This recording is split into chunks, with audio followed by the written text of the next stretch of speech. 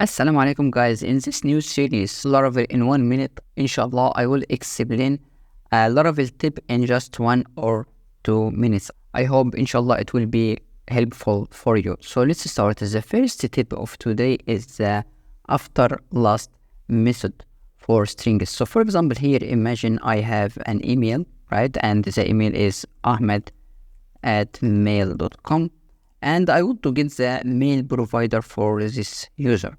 So here I will say return using str helper plus under illuminate support, and I will say after last, and here is our string, and after last at I want to get the email provider. For example, refresh, and here user is mail, or the email provider of this user is mail.com. We can define an example here in our user model. I have defined this method get mail provider for users, and I'm saying get the provider for each or for that user email. If I go back here and running Schwartz and Tinker, I will see user first email here at example.net, and I will say get mail provider method, and as you can see here it returns example.net. The difference between after and after last, the after returns after first match or after first search. So if we have after here and we have another at here,